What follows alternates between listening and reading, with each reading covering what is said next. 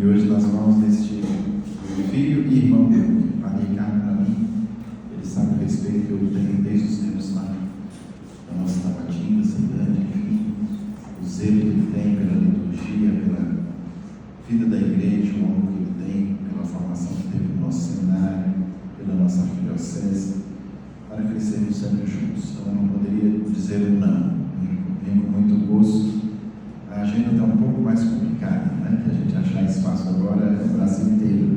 E a experiência que eu estou tendo com os nossos militares é mesmo o mistério pascal, é paixão, como foi ontem, né? A gente vê filhos nossos sendo presos, enfim, condenados, e é também ressurreição, porque a presença de Deus no nosso meio, a esperança, é ligar para cada família, dar uma palavra para cada esposa, para cada momento de dificuldade de um filho que é rejeitado porque é filho de A, de B, de C, enfim, além do conhecimento que a gente está tendo no Brasil inteiro e de como que Deus se manifesta de uma forma extraordinária no coração do brasileiro, né?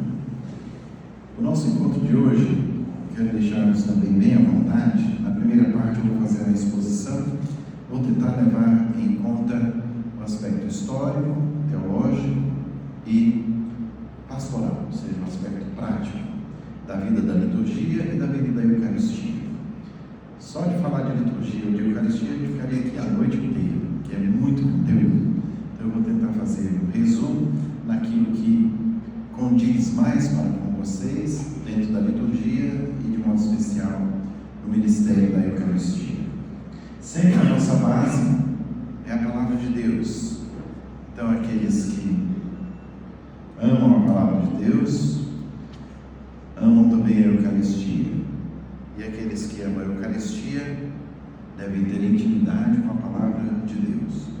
Porque o Verbo se fez carne, e a carne se fez pão para o nosso alimento, e pão de vida eterna. E o Verbo, a carne e o pão é o mesmo princípio e fim da nossa vida, nosso Senhor Jesus Cristo.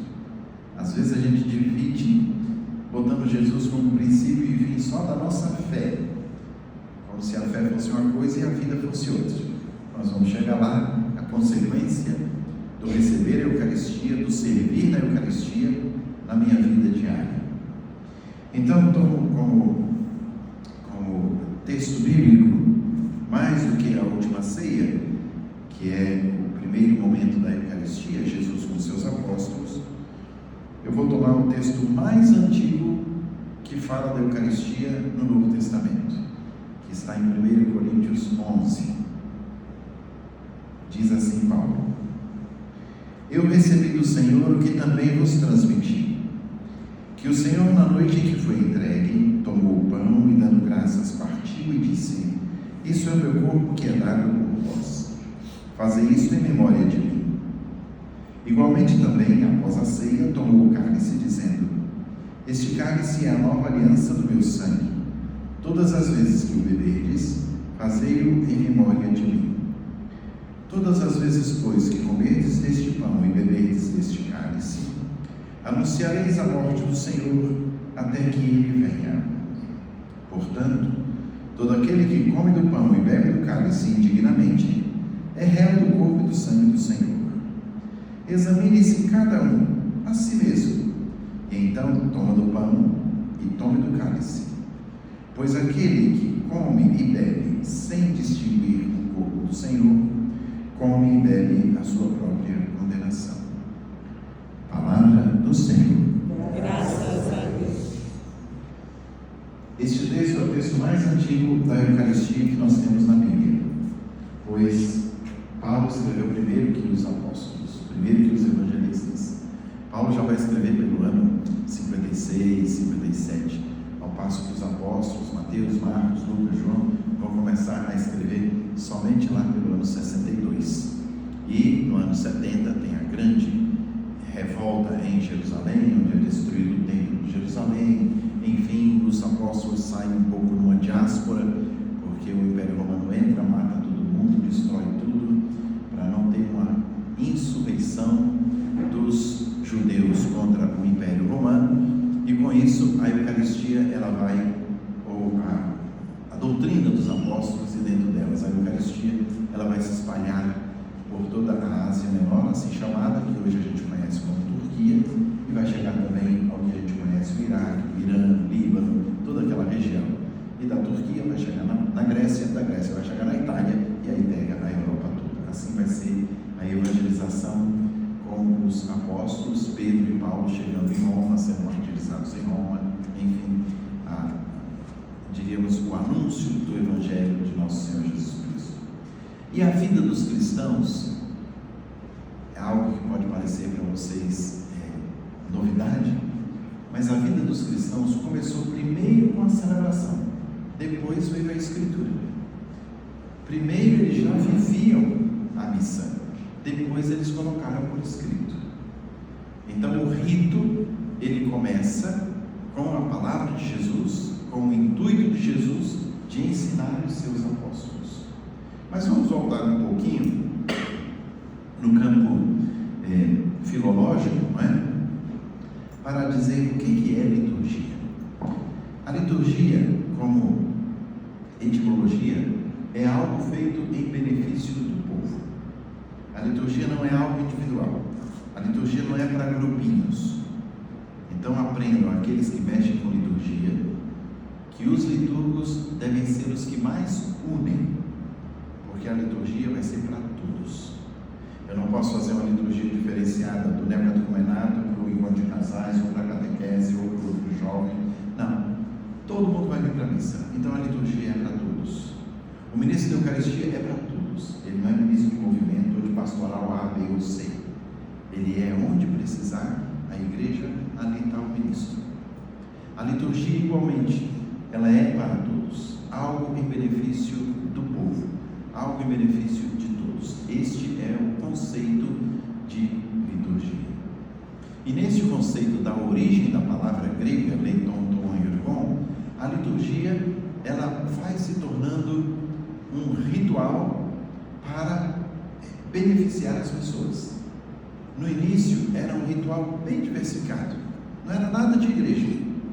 Por exemplo, um serviço público era liturgia, o hospital era serviço em benefício do povo, o mercado era em benefício do povo, a limpeza era em benefício do povo.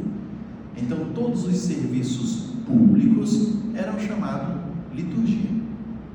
Igualmente, um serviço de espiritualidade, de ligar o povo a Deus e Deus ao povo, também foi começado a chamar liturgia. Aos poucos foram deixando de usar essa palavra para outros fins e ficou só algo relacionado com o transcendente, ou algo que diz respeito a tanta intimidade que a pessoa domina e ela é beneficiada por isso. Tanto que a gente usa o termo próprio da liturgia do cargo, não é? Ou seja, cada um domina o que é próprio daquele seu ambiente, daquele seu cargo. A liturgia, o ritual, o princípio, o meio e o fim de qualquer ação que a gente faça. No campo pagão, já que a gente vai fechar um pouquinho a palavra liturgia só para o lado religioso, transcendente, as liturgias eram diversificadas. Dentre elas, até alguns aspectos que nos chamam a atenção e até nos causam um pouco de estupor. Porque, como voltou-se para o lado do transcendente e da intimidade dos homens com Deus e de Deus com os homens, a liturgia ela vai ter dois pontos fundamentais em toda e qualquer liturgia. Uma delas se chama oblação. Em toda liturgia a gente vai oferecer alguma coisa. Toda liturgia. O outro ponto é a imolação. Vai ter um sacrifício. Toda liturgia tem um sacrifício. Toda liturgia tem um oferecimento. Uma oblação e uma imolação. No campo da oblação, vamos oferecer o que para Deus? O que para nós é mais caro. O que para nós é mais importante, a gente oferece a Deus. Então, nas liturgias pagãs, o povo oferecia para Deus os próprios filhos.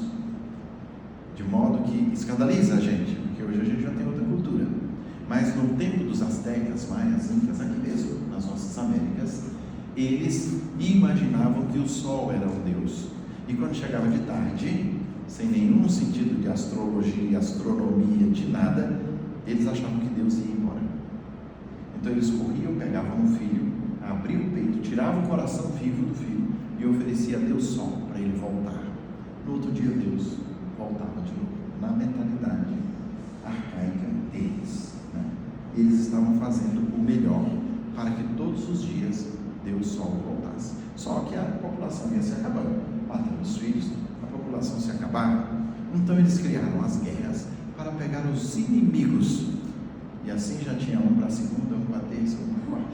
Todo dia eles reservavam um para sacrificar e oferecer ao Deus Sol, para que Deus Sol voltasse. Vejam, o oferecimento e imolação. Oferecia uma pessoa e tinha um sacrifício. Toda vez que falar em sacrifício, é de fato derramamento de sangue, para a gente entender depois o sacrifício de Jesus, por que ele derramou sangue por nós.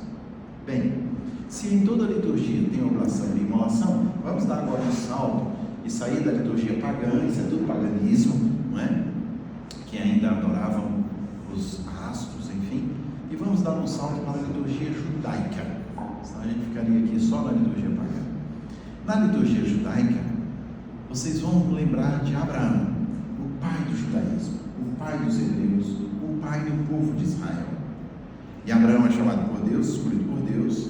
E Abraão, então, num momento dado,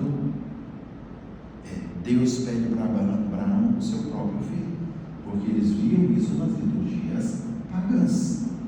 E Deus não é um Deus que já chega para vocês assim: eu vou te dizer tudo o que vai acontecer em 2050. Não, Ele acompanha o nosso tempo. Então Ele diz para a gente um vocabulário que a gente entenda em 2025. Lá em 1960, ninguém iria entender chip, ninguém iria entender internet, ninguém iria entender tablet. Mas hoje, basta você falar, até uma criança já sabe o que é um tablet, o que é um chip, o que é um celular. Enfim, cada época vai ter igualmente a sua linguagem própria. Então Deus, utilizando a linguagem, o pensamento, a cultura do povo, pede a Abraão: eu quero Isaac.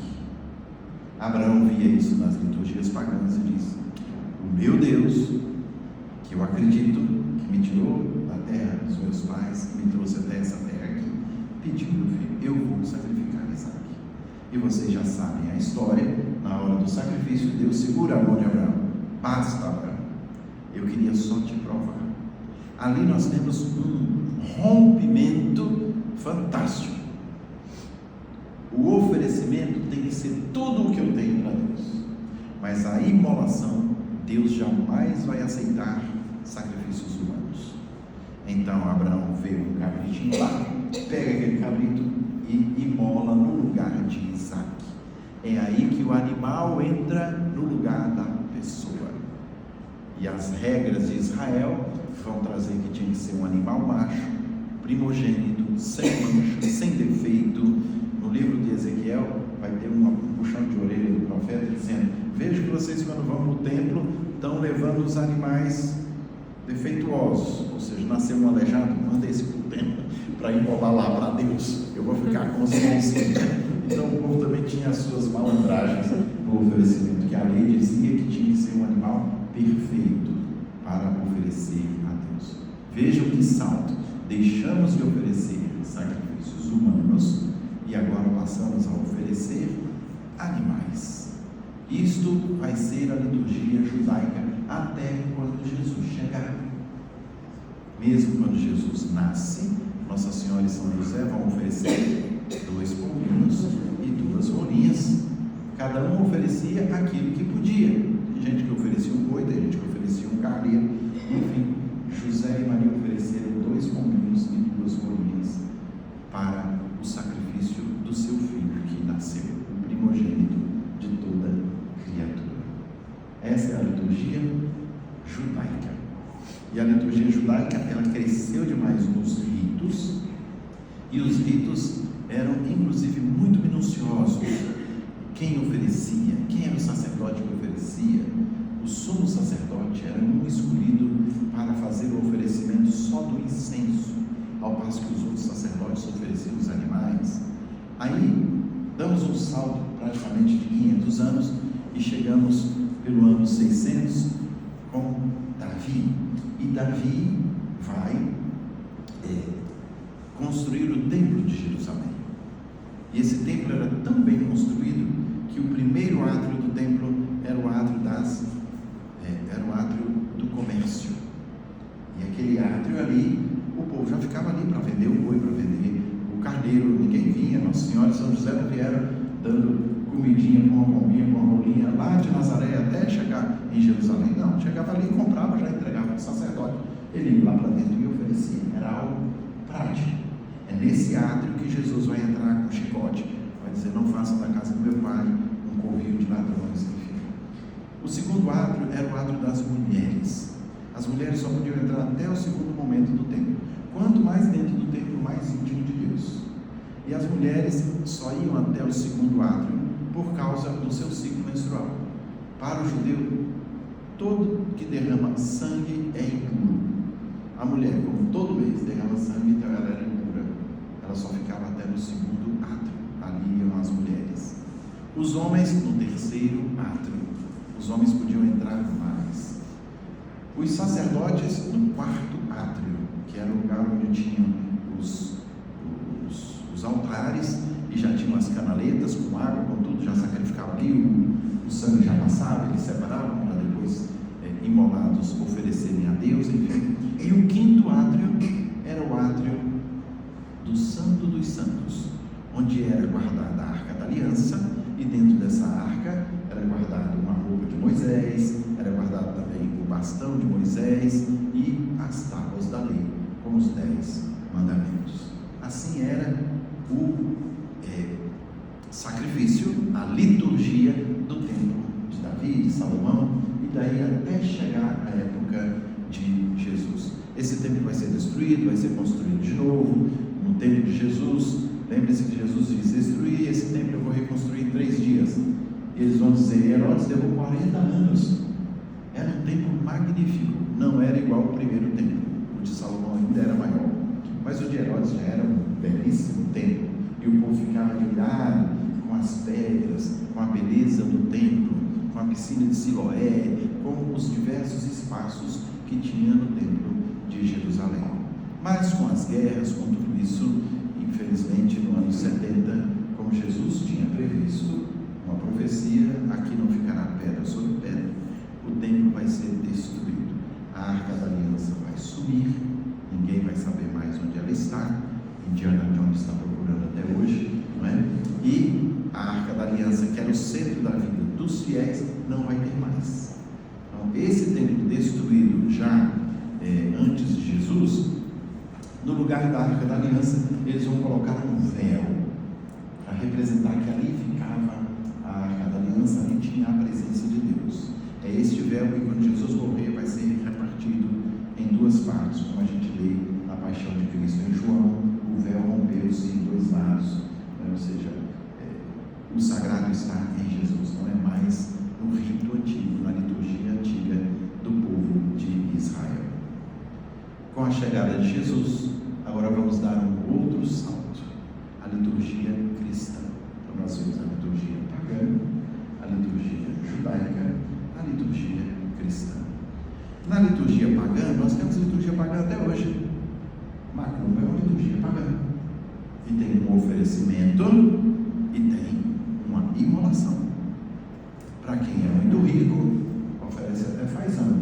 Para quem é pobre, é uma galinhazinha mesmo, né? Para quem é rico, até whisky. Para quem é pobre, é uma cachaçinha mesmo, né? E está lá um trabalho feito, uma encruzilhada da vida. É uma liturgia, mas liturgia pagã. Hoje a gente ainda tem muitas liturgias pagãs por aí. A liturgia cristã, ela é colocada por Cristo com os seus apóstolos, onde ele substitui o animal por ele mesmo. Assim, ele toma a imolação e a oblação para si. Ele então vai ser o sacerdote que vai oferecer, mas ao mesmo tempo ele vai ser a vítima. Ele vai se oferecer. Ele oferece e se oferece.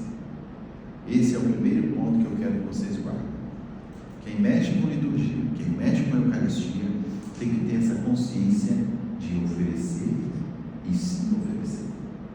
Vocês têm que estar em cada cálice do Padre Ricardo, em cada patena que está em cima do altar. Eu não posso fazer uma coisa lá distante. Eu não posso ser um admirador da Eucaristia. Eu tenho que mergulhar no cálice do Senhor. Eu tenho que mergulhar na patena do Senhor, para que o corpo de Cristo se torne comigo um só corpo, que Ele faça de nós uma oferenda perfeita, como diz a oração da Eucaristia, e que o Espírito Santo nos amalgue de tal forma que nós sejamos um só corpo com Cristo. Aí tem sentido, senão o padre bastava celebrar a missa sozinho. Não, todos são chamados a participar, porque todos nós somos membros do corpo de Cristo. Quem oferece? Jesus. Dessa forma, a Eucaristia não pode ser outro que a faz, senão alguém determinado, escolhido no ventre materno por Jesus, pelo Pai, para oferecer o sacrifício. Por isso o Pai da comunidade.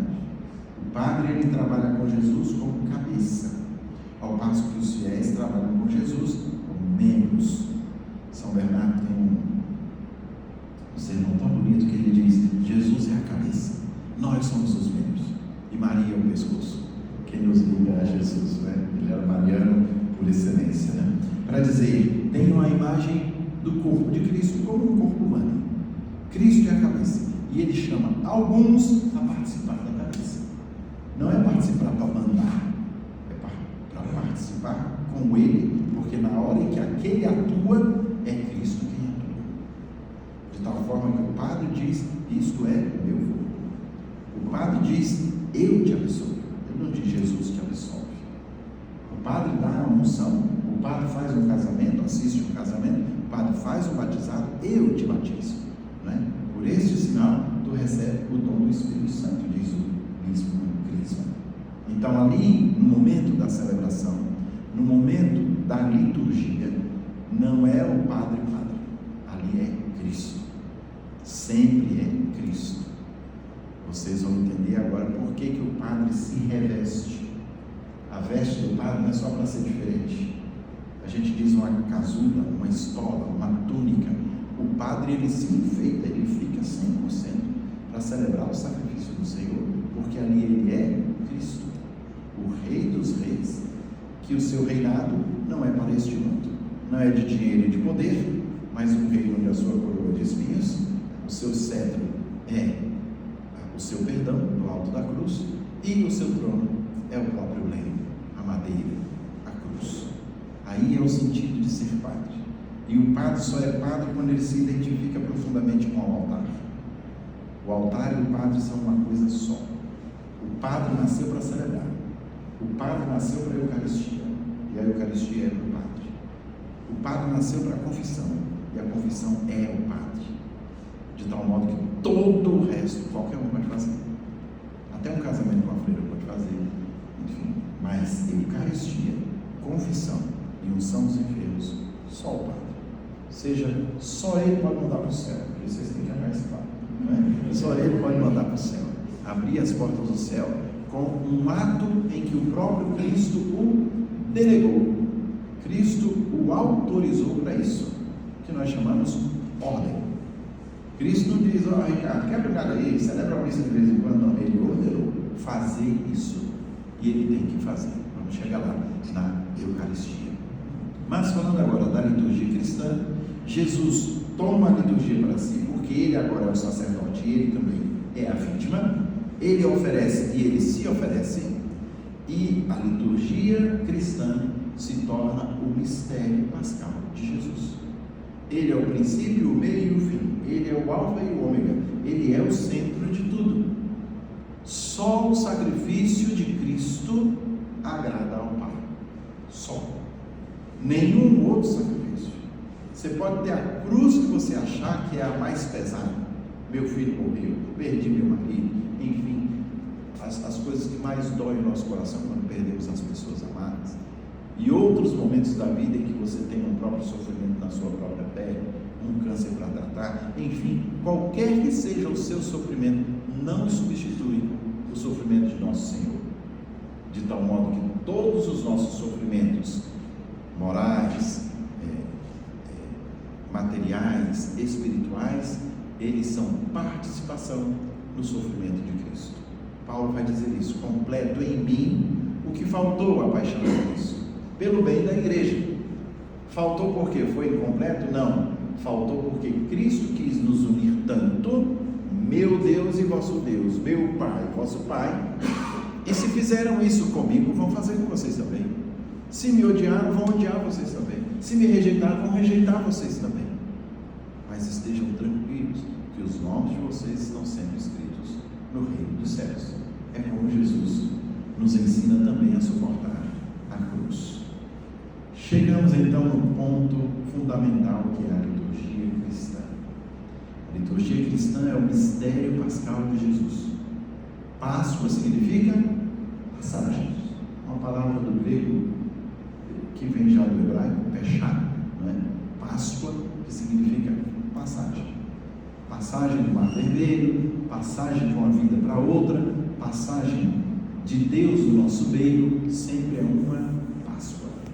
E a Páscoa de nosso Senhor, que é a nossa Páscoa, é a passagem da morte para a vida, é a passagem do pecado para a graça.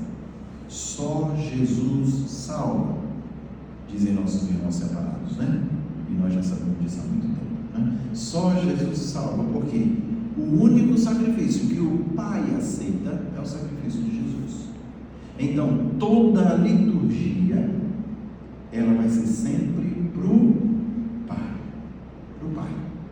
Toda a liturgia vai ser uma ação de Cristo, e nós, quando somos membros do corpo de Cristo, é Cristo atuando em nós e nós em Cristo, e como um só corpo, fazemos uma ação que agrade ao Pai. Toda a oração da liturgia vai terminar como? Por nosso Senhor Jesus Cristo, na unidade do Espírito Santo. Para quem? Se é por Jesus com o Espírito, é por Pai.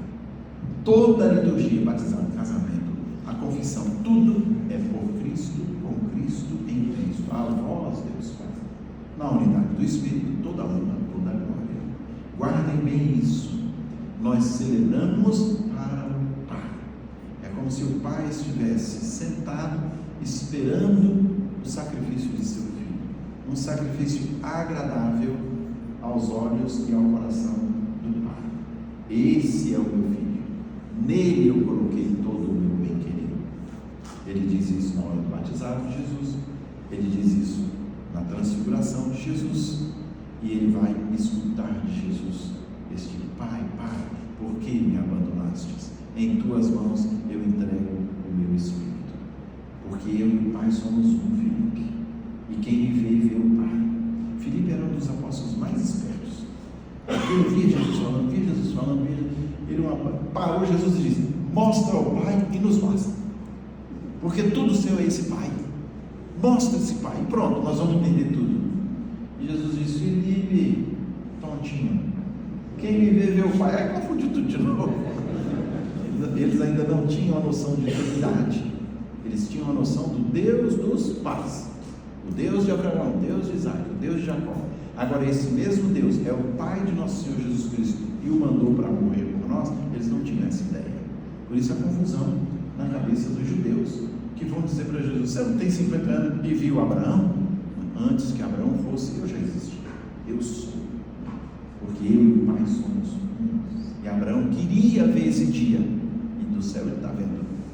E glorificou meu Pai por esse dia. Então Jesus vai nos educando para dizer: tudo o que vocês fizerem depois que eu for embora é para o meu Pai.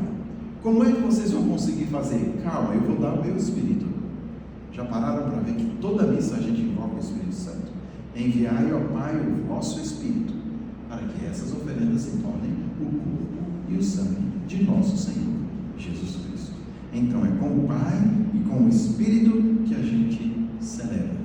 E este Espírito, porque o Pai nos ama muito, nos permite colocar naquela patena tudo o que somos e temos.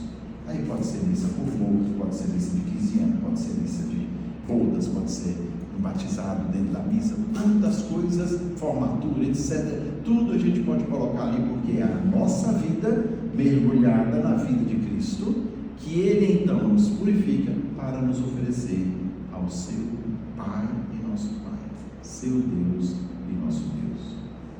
Cada vez que a gente celebra a liturgia, a gente celebra então a paixão, a morte e a ressurreição de Jesus. Toda vez que a gente celebra um ato litúrgico, um batizado, mergulha um menininho, sai um filho de Deus. Na crisma entra um jovem, sai um soldado de Cristo. Na Eucaristia entra pão e vinho e sai o corpo e o sangue do Senhor. Na confissão entra um cheio de pecado e sai um cheio de graça.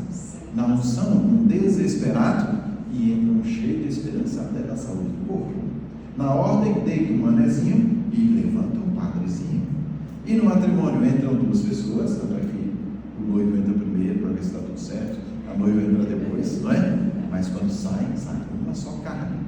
Você continua vendo dois, mas é uma só carne. Você continua vendo um menino, mas agora é um filho de Deus, só com a cabecinha molhada. Você continua vendo um homem normal, mas não é mais, agora é um sacerdote. Ou seja, o que nós chamamos sacramento é algo que naturalmente aos olhos parece uma coisa, mas por dentro é bem outra. A gente trabalha na essência, não na aparência, não na existência. Tanto que as espécies continuam de pão e de vinho, mas não é mais pão, é o corpo do Senhor. Não é mais vinho, é o sangue do Senhor. Não é uma aparência de Jesus, não é um simbolismo de Jesus, não é uma interpretação de Jesus, não é nada do que a gente pense como paralelo. É Jesus.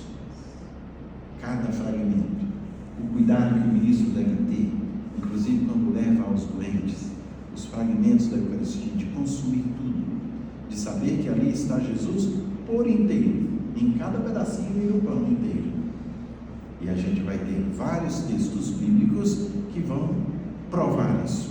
Basta vocês meditarem João 6. O ministro da Eucaristia deveria decorar João 6, viu? Que é um capítulo enorme de João, mas começa com a multiplicação dos pães, o povo fica todo animado, no outro dia volta de novo e Jesus olha a cara de pau deles e diz: vocês estão me procurando não é porque eu sou filho de Deus, porque eu enchi a pança de vocês, eu dei pão para vocês, mas eu vou dar um outro pão, que é um pão que vai descer dos céus, e esse pão é a minha carne para a vida do mundo. Por isso, quem comer da minha carne e beber do meu sangue viverá eternamente. E o pão que eu vou dar é a minha carne para a vida do mundo, é um pão para a vida eterna. Confundiu a cabeça deles todos. Você vai dar a sua carne para a gente comer. É isso mesmo que eu estou dizendo. Jesus não volta atrás. E ele não vai dizer: não, vocês vão entender depois o que é sacramento. Não. Ele vai dizer: é a minha carne. E a partir daquele momento, muitos já não andavam com Jesus. Olha que coisa. A Eucaristia é sempre um divisor de águas. Ou você é um ser eucarístico, ou você não anda com Jesus. Ou você acredita, adora e comunga, ou você não é de Jesus. O discípulo é aquele que caminha com Jesus na fé.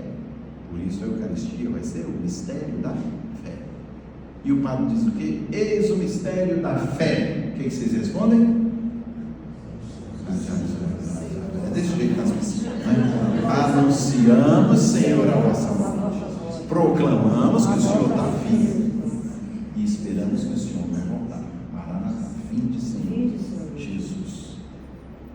O mistério da morte, da ressurreição e da vida eterna. Quando Jesus voltar, será o julgamento, né, de separar os cabritos das ovelhas, né? Venham benditos e de malditos. Este é o mistério que nós celebramos. Essa é a nossa liturgia. Mergulhar no mistério pascal de Cristo para mudar a nossa essência, não a nossa existência. A essência é mudar. Uma criança se torna filha de Deus. Ah, mas se um dia ela se rebelar, não quiser mais ser cristã, não quiser mais Jesus, ela vai morrer filha de Deus. Um filho de Deus rebelde. Um filho que nasce das suas entranhas morre seu filho. Mesmo que ele não queira você mais como mãe, mas morre seu filho. Da mesma forma é o batismo. Você se tornou filho de Deus, vai morrer filho de Deus. Não muda, porque mexe na essência. Igualmente um sacerdote deixou o ministério, não é? Ele morre padre, mesmo que tenha deixado o ministério, porque mexeu na essência. O casamento, a mesma coisa, só a morte. Porque aí a essência foi rompida, já não existe mais uma só carne, já não está. Por isso pode casar de novo. Todo sacramento é a essência transformada pelo mistério pascal de Jesus: paixão, morte e ressurreição. É daí que a confissão tem que ser bem feita, porque eu digo: prometo com a vossa graça nunca mais vos tornar a ofender. Mas, Dom, eu sei que eu vou pecar de novo, mas Deus, ele tem um defeito. Descobriu um defeito em Deus? Olha como eu sou sabendo. Deus tem amnésia. Quando a gente se arrepende, e se você pecar, pode ser o mesmo pecado. Minha filha, você me ofendeu pela primeira vez. Para ele vai ser sempre a primeira vez, porque Deus é tão misericordioso que ele, de fato, não é só esquecimento da memória, ele deixa de existir a nossa fraqueza quando a sua misericórdia age na nossa humildade, quando nos humilhamos e pedimos perdão a ele. A graça, a força, a intensidade, o valor do sacramento da reconciliação, do sacramento da confissão.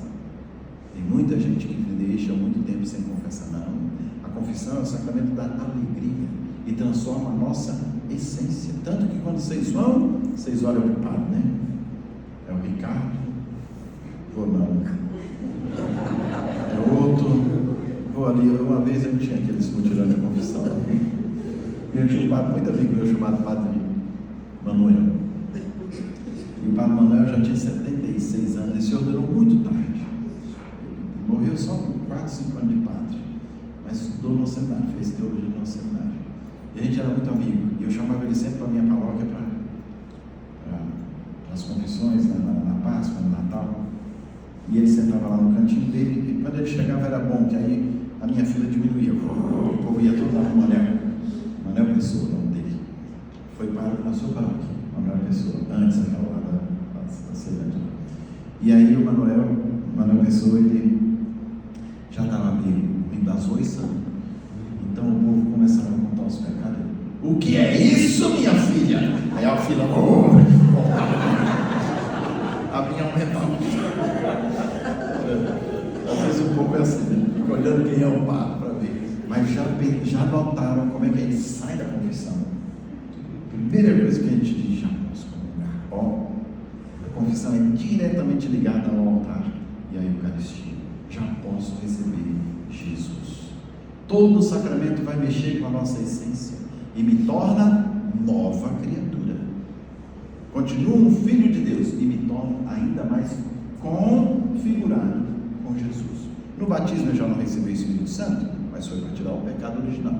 Agora na crisma eu me configuro ainda mais para me parecer mais com Jesus. Isso é liturgia, é mergulhar no mistério pascal de nosso Senhor. Sua paixão, morte e ressurreição transforma a gente. E a gente vai se parecendo mais com Jesus. E a gente vai sendo mais igreja. Isso é o sacramento. Dentro dessa sacramentalidade, a liturgia ela é também o mistério pascal de Jesus que se manifesta no seu sofrimento, na sua doação. Assim é chamado o sacrifício de nosso Senhor, a doação dele por nós.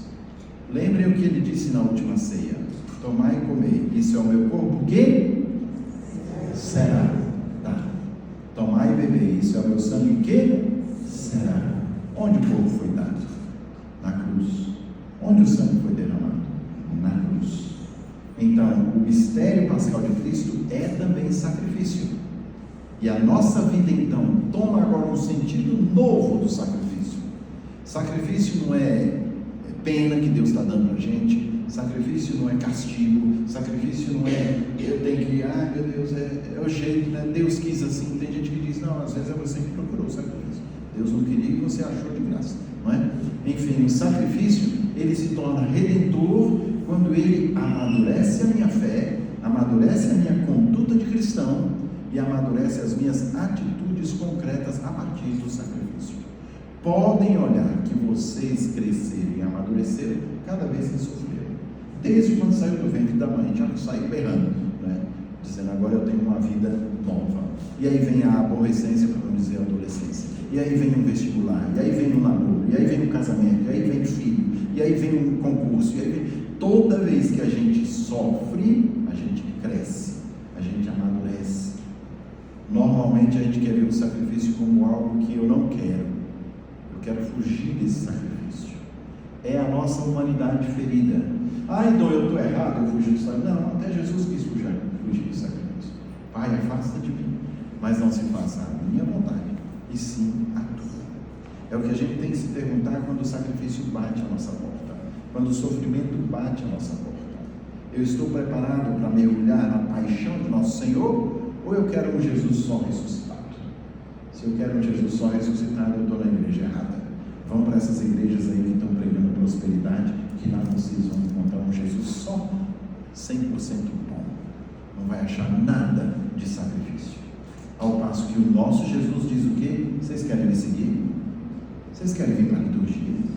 Vocês querem ser ministro? Renuncie. Porque o mundo não quer ouvir. O mundo não quer renunciar a nada. Nenhuma criança quer renunciar.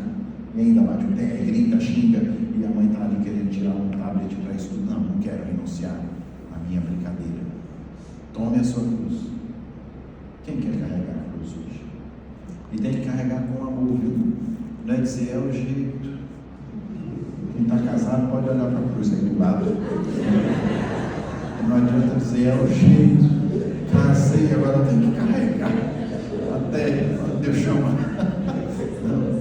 Vejam como é que Jesus carregou a sua cruz. Ele teve a tentação de não levar a sua cruz. Estão lembrados? Lá em Caná da Galileia, que diz, o demônio o deixou até a hora oportuna.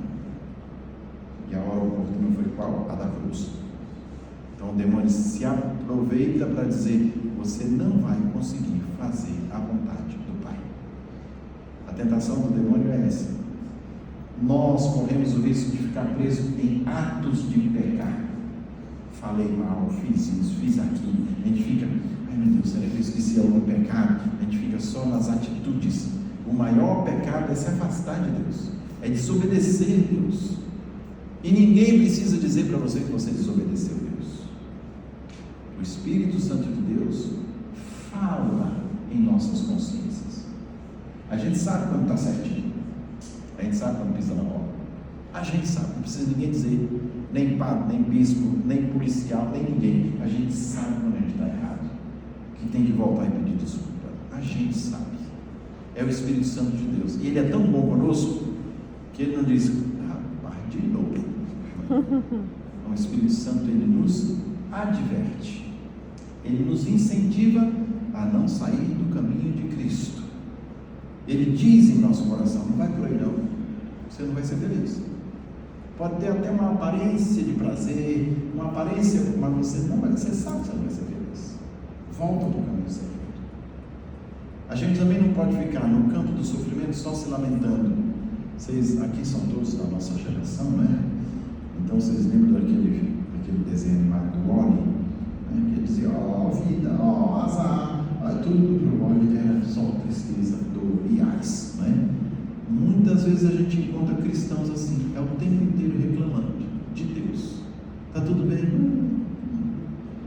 Tudo em paz? Oi, como vai? Aquela coisa meio morta. Não tem alegria de viver. Vive de coitadinho, se fazendo de coitadinho, né? E de coitadinho também, né?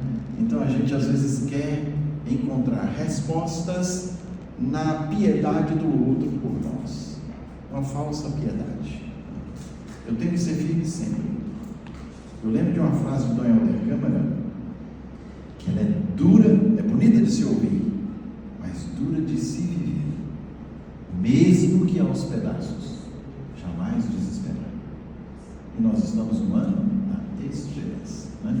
Não é à toa que o Papa Francisco, ele não pediu prosperidade, ele não pediu catequese, ele tem esperança. O mundo está sem esperança.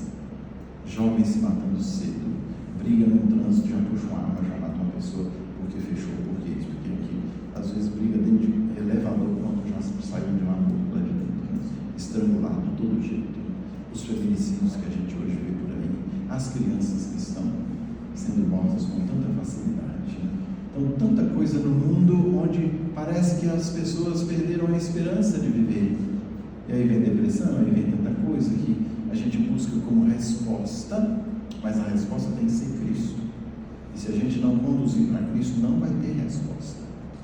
Nem para os mais ricos. Suécia é um dos países mais ricos. É o maior número de suicídios na Europa, é a Suécia. E lá eles têm tudo, não falta nada. Não tem mendigo lá, não tem quem necessite lá.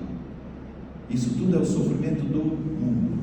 E qual é a causa do sofrimento? A inveja do maligno. Paulo vai dizer isso. A morte e o sofrimento entraram no mundo por inveja do demônio. Então, enquanto não vier Cristo para nos resgatar de uma vez por todas, que é no juízo final, nós ainda estamos sujeitos às nossas fraquezas. Isto é o sentido do sofrimento. E Cristo assumiu todos os nossos sofrimentos, todos. Não tem um que Cristo não assumiu. Podem ver, Cristo, quando nos pede para perdoar, Ele já perdoou. Quando Ele pede para amar, até dar a vida pelos inimigos, Ele já deu a vida, até pelos inimigos. Tudo o que Cristo nos pede, Ele já fez por nós. Então, o dar fome, o matar a fome, a sede, o vestir nu, o acolher o estrangeiro, tudo isso Jesus já fez, já assumiu tudo em nós. Não tem nenhum sofrimento que eu posso me arvorar a dizer o meu é maior do que o de Jesus, não. E todo esse sofrimento, como a gente viu na leitura do domingo passado, Ele cravou tudo na cruz. A cruz é o sinal da nossa redenção. Nossa glória é a cruz, onde nos salvou Jesus. Vamos celebrar domingo agora, a exaltação da Santa Cruz. Portanto, liturgia é também mergulhar no sacrifício de Cristo. Terceiro ponto. Liturgia é ação de graças. E esta ação de graças é um muito obrigado que a gente dá a Deus, por Ele nos ter dado o seu Filho Jesus. E dentro de todos os atos litúrgicos, todas as ações de graças que nós fazemos, até um velório, até mesmo uma missa de sétimo dia, em tudo isso, Cristo se faz um conosco para dizer ao Pai, muito obrigado. Muito obrigado por tudo que nos destes.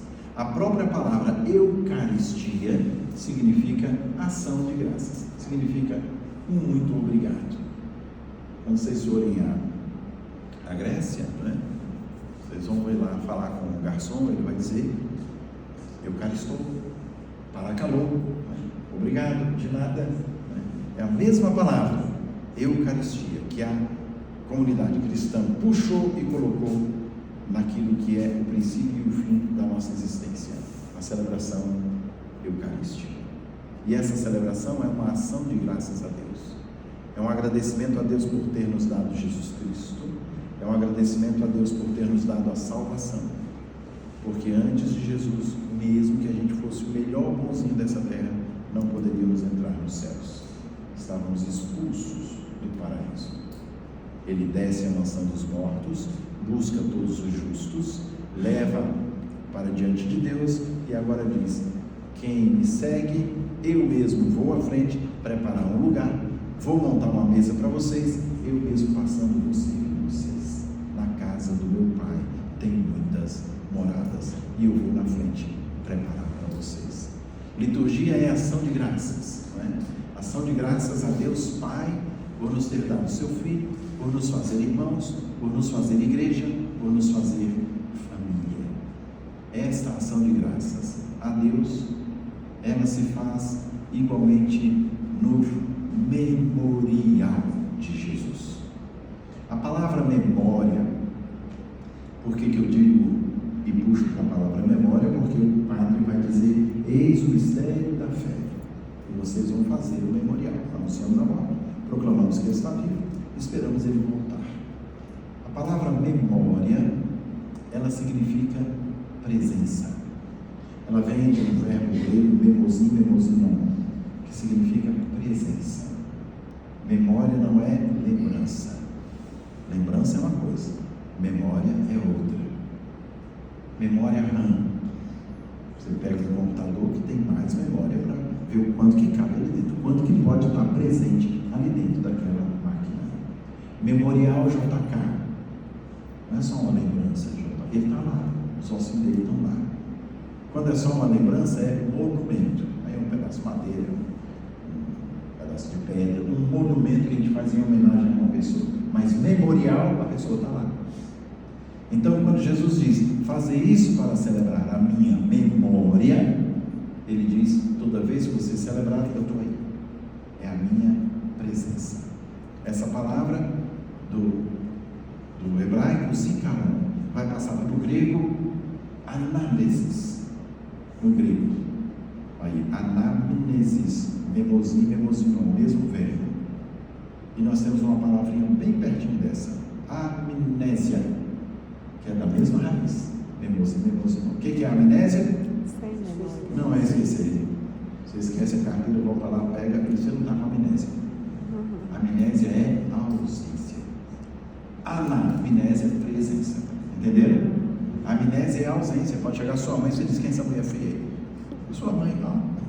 Você não é que você não lembra, você não sabe seu nome, não sabe quem é, não sabe como é que foi palavra. Isso é amnésia, é ausência. Anamnésia, presença. E essa palavra anamnesis, que é a que a gente encontra nos evangelhos, porque os evangelhos foram escritos em grego, essa palavra anamnésia, quando foi a tradução para o latim, veio como memória. E como o português é a última flor do lácio, então, para o português também ficou memória. Fazer isso para celebrar a minha memória. Esta memória é presença. Mas, Dom, então toda missa Jesus morre? De novo? Não, a carta aos Hebreus vai nos corrigir. Cristo morreu uma vez por todas.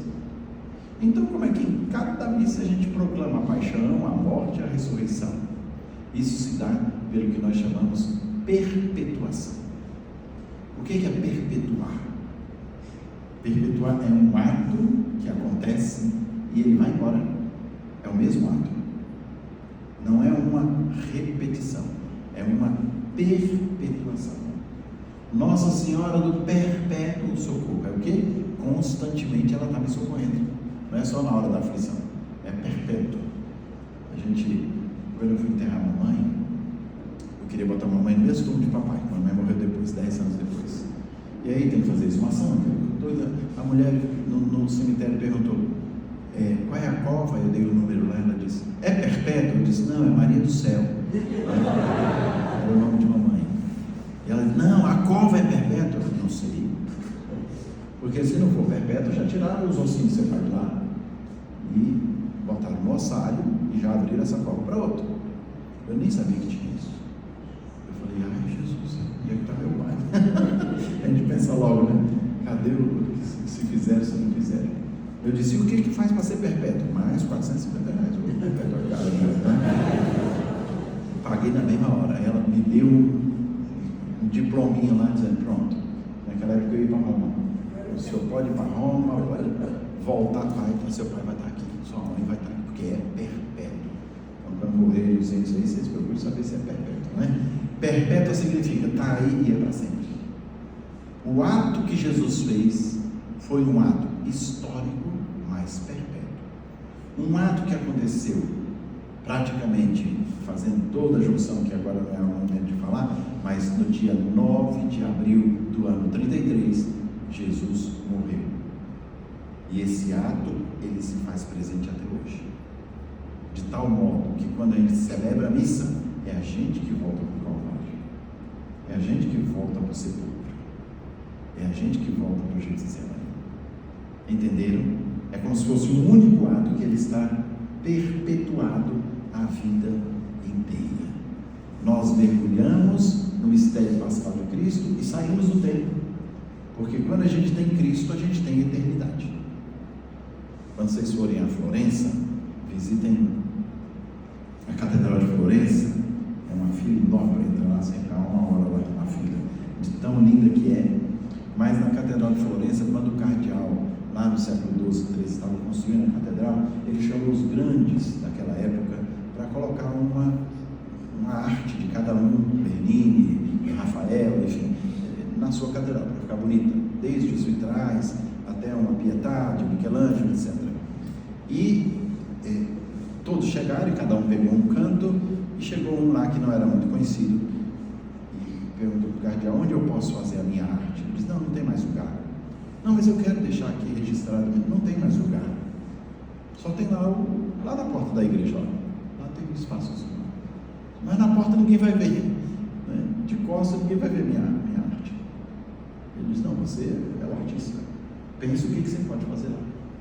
E na porta da catedral de Florença, ele fez um relógio que até, de acordo com como bate o sol, aqueles homens eram espertíssimos, né? Hoje a gente não sabe de nada, marca a hora com a própria mudança da claridade dentro da catedral de Florença. É uma coisa fantástica no campo da arte, né? E perguntaram para ele, um relógio? Mas para que um relógio? Ele disse, quando a gente entra para celebrar, a gente entra na eternidade e o tempo fica para trás. Olha que coisa bonita. Eles faziam teologia para fazer arte, né? Hoje eles fazem arte com a teologia, fica até da libertação e de outras aí. Mas antigamente eles faziam teologia para poder fazer a arte. Para vocês verem que quando a gente entra numa missa, a gente entra na eternidade. Em algumas paróquias tem lá, desligue seu celular, né? Entrei para adorar, saí para servir, enfim, tem várias frases que animam a pessoa quando entra para a missa. A gente deveria de fato não pensar no tempo. Eu estou indo para a missa, às vezes a gente vai para umas festas e fica até de madrugada, né? Para a missa a gente fica olhando o relógio, né? Quando ele vai acabar, e hoje estão falando demais. Ai meu Deus, quando chega essa parte dos avisos, criatura de Deus, a nossa impaciência com as coisas de Deus e a nossa eterna paciência com as coisas que nos agradam, né? Então, ter este princípio de anamnese, de memorial, de perpetuação e de tempo com o nosso Senhor, isso é participar da Eucaristia, isso é mergulhar na liturgia. A Eucaristia por último, para não cansá-los mais, banquete eterno. A Eucaristia é pré-anúncio do que nós vamos ter. Porque quando a gente chegar no céu, nós não precisaremos mais da Eucaristia. Não precisaremos mais do sacramento. Já estaremos com Jesus. Ele em nós e nós nele. É toda a profundidade da ressurreição, da consequência da nossa paixão e morte. Lembre-se de Jesus, não chorem por mim, chorem por vocês, por seus filhos. Eu já fiz a vontade do meu Pai. Então ele vence a tentação, a partir dali ele não resmunga mais. Pilatos vai perguntar para ele o que é a verdade. A verdade diante dele, Pilatos vai dizer a verdade. Jesus não responde mais nada. Mas quando mexe com o Pai, você não sabe que eu tenho autoridade para te matar, para te soltar? Não teria nenhuma autoridade se não fosse o meu Pai. Até se eu não uso a autoridade que Deus me deu como mãe, como esposo, como funcionário, enfim, eu vou prestar conta disso a Deus. Mas a autoridade, toda a autoridade vem do Pai. Difícil a gente entender isso com alguns governantes do mundo inteiro, não é? Mas toda a autoridade vem do Pai. E nós vamos prestar conta da nossa autoridade, como bispo, como padre, como pai, como mãe, como funcionário, enfim, cada um na sua missão vai prestar contas a Deus da autoridade que Deus lhe deu. Então Jesus assume a sua cruz, Jesus morre por nós, tanto que do alto da cruz ele disse: Pai, perdoa, eles não sabem o que estão fazendo, e nas tuas mãos eu entrego o meu Espírito.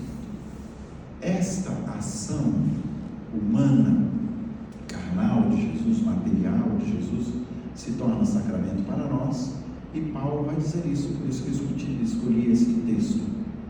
Paulo vai dizer: olha, eu transmiti para vocês o que eu recebi. Olha que coisa mais bela. O que a gente celebra hoje é o que a igreja sempre celebrou desde o tempo dos apóstolos: uma liturgia da palavra, uma liturgia eucarística, uma comunhão. Assim se dava a Eucaristia no início do cristianismo, e assim se dá a Eucaristia até os dias de hoje. Os ritos foram crescendo em algumas coisas secundárias, cantos, procissões, vestuário, tudo isso é o secundário, mas o centro da missa é o quê? Liturgia da palavra, liturgia eucarística, comungar Jesus. E é nesse mesmo capítulo 11 da 1 Coríntios que Paulo vai dizer: ei, vocês não vêm aqui para encher a pança, vocês vêm aqui para celebrar a Eucaristia. Enquanto vocês comem, outros passam fome.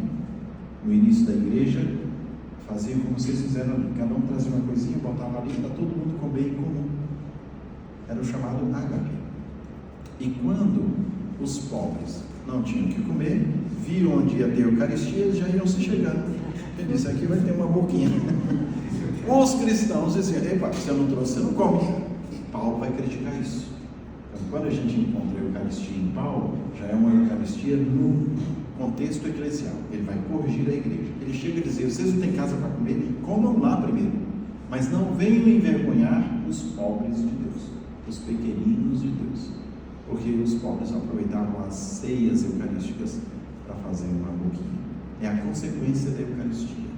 Eu não posso ser 100% dentro da igreja e lá fora olhar o meu irmão como se fosse um coitadinho. Não estudou, a gente escuta essas coisas de vez em quando, né?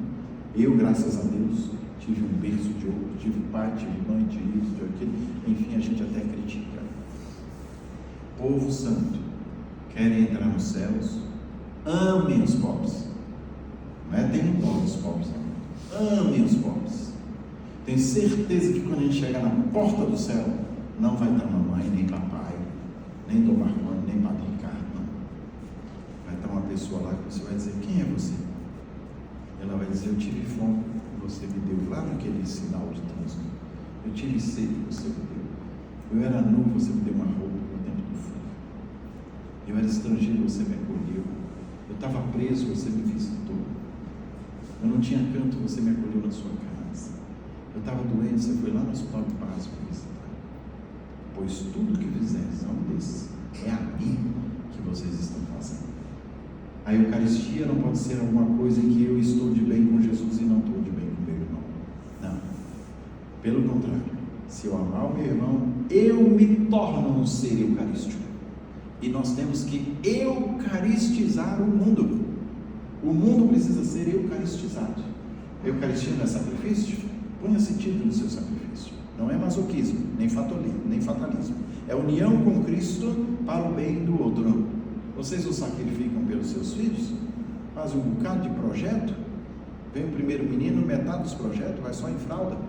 E eu não estou falando nem disso tudo ainda. Né? Vocês vão se sacrificando, pensando em tanta coisa. Às vezes é uma viagem, não dá certo. É um carro novo, não dá certo. É a faculdade do menino que tem prioridade. A gente vai se sacrificando e dando a vida para que eles tenham vida.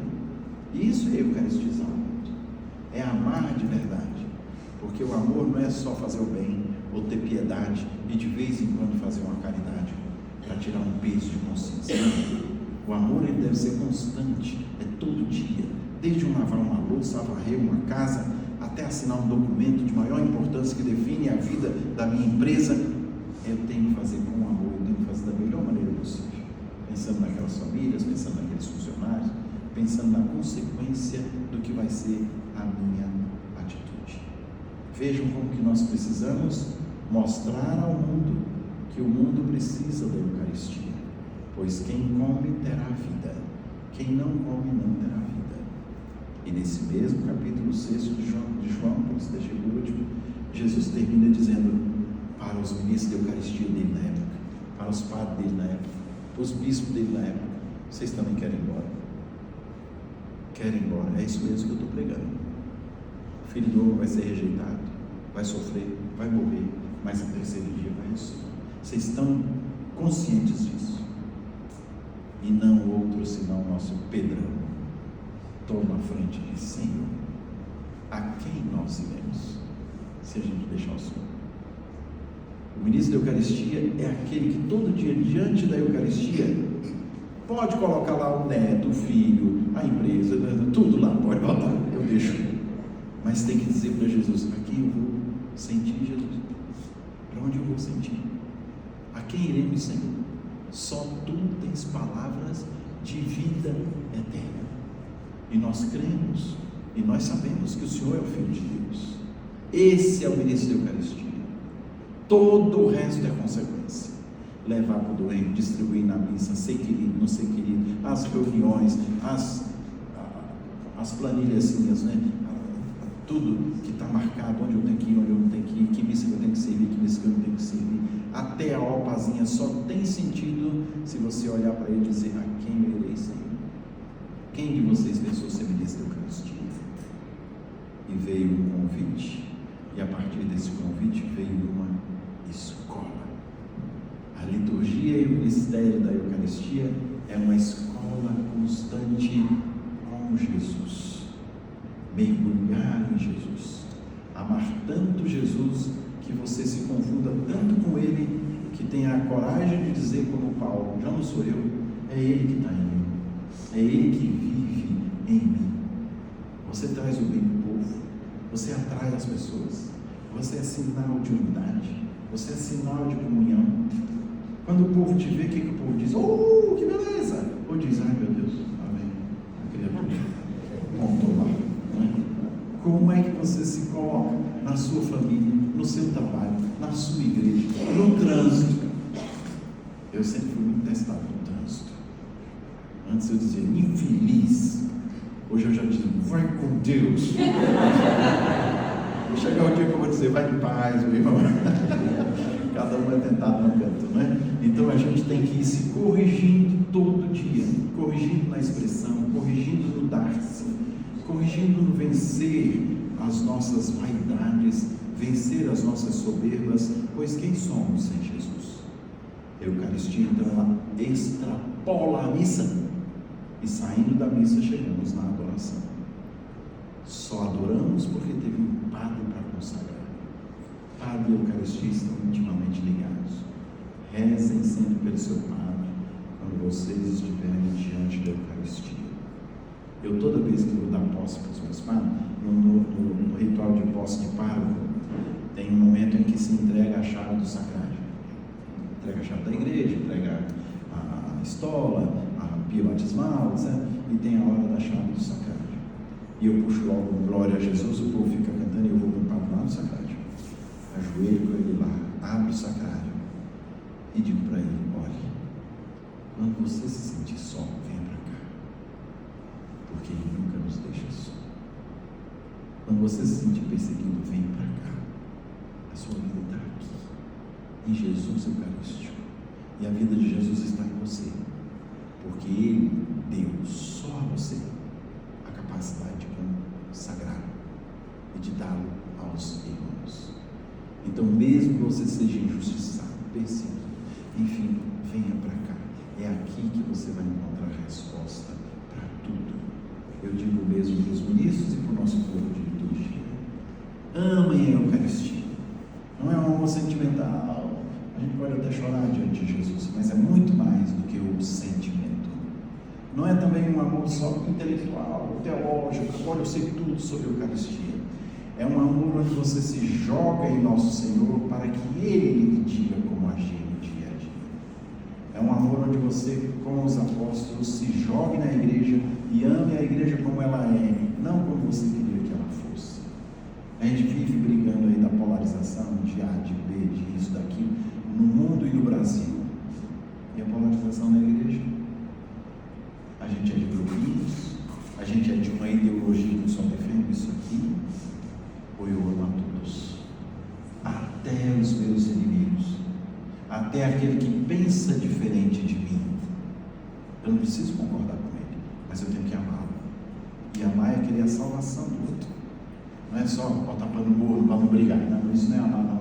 Às vezes isso é até falta de caridade, porque você está faltando com a verdade. A verdade e a justiça se impõem quando a caridade se faz. E a caridade só se faz se for na verdade e na justiça. E a misericórdia encobre os quatro, de tal forma que chega um ponto em que, mesmo você estando com a razão, você não tem o direito de pisar no seu irmão, não tem. Pelo contrário, você já chegou num nível tamanho que, estando com a razão e o outro todo errado, você é aquele bom samaritano que chega para tomá-lo, cuidar das feridas, pagar tudo que é necessário para que ele tenha vida, porque a Eucaristia é Cristo vivo. Amem demais nosso Senhor, porque Ele já amou vocês por primeiro. Obrigado pela paciência. Vamos rezar? Ave Maria, cheia de graça, o Senhor é convosco. Bendita sois vós entre as mulheres, e bendito é o fruto do vosso ventre, Jesus. Santa Maria, Mãe de Deus, rogai por nós, pecadores,